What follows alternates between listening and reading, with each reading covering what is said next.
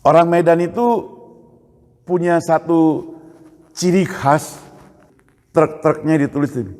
Apa tengok-tengok gitu. Dan ada orang begini ya, ada orang lihat dia bilang, dia marah. Ngapain dia lihat aku? Saudara pernah lakukan itu enggak ya? Mungkin waktu anak-anak gadis lewat, mungkin dilihat-lihat orang gitu ya. Maka anak-anak gadis itu katakan, ngapain dia lihat aku?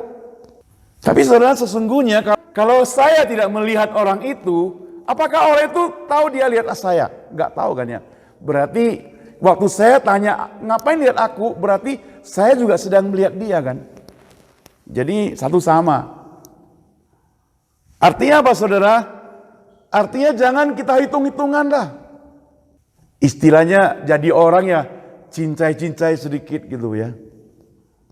Kalau gak cincai-cincai, kata orang Medan bisa amsyong. Amsyong itu apa? Luka dalam. Kalau kita menyimpan kemarahan, menyimpan dendam, itu kan yang ada di dalam bisa jadi luka dalam. Dokter pun tidak bisa menyelidiki penyakit itu, saudara. Saking gawatnya penyakit itu, saudara. Bahaya kan ya. Sakit perut masih bisa dikasih obat. Dendam gak ada obatnya, saudara. Dendam obatnya satu-satunya harus mengampuni. Harus bereskan dengan Tuhan. Jadi saudara bahaya sekali kalau kita punya dendam, punya kemarahan. Bahkan kalau kemarahannya terlalu tinggi, pengaruh darah tinggi, kita bisa kena stroke saudara. Wah tambah bahaya lagi. Makanya Paulus mengajarkan hiduplah bersukacita.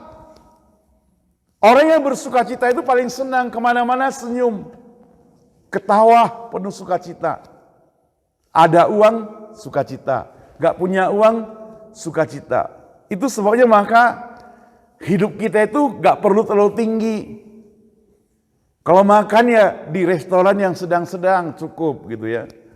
Gak harus terlalu mahal. Nanti kalau suatu hari uang kita kurang, kita masih sanggup masuk ke restoran. Karena kita masuk yang sedang-sedang. Naik pesawat, karena kalau kita gak bisnis ya gak perlu sampai bisnis misalnya yang kelas ekonomi. Kalau suatu hari kita lagi kesulitan uang, begitu naik ke kelas ekonomi, kita menderita. Sempit sekali, di sampingnya ada orang, karena sudah terbiasa dengan naik kelas bisnis, kakinya bisa dinaikkan ke atas, bisa tidur nyenyak, makanan tinggal pesan dan sebagainya. Sudah terbiasa di yang enak-enak, maka dapat yang tidak enak, maka kita merasa sangat menderita. Makanya Paulus katakan, bersukacitalah. Dan kebangkitan Kristus itu memiliki kesempatan untuk kita bersukacita. Kenapa? Karena Yesus sudah menang. Yesus menang berarti membawa kepada kita satu pengharapan yang baru. Kita mesti bersukacita.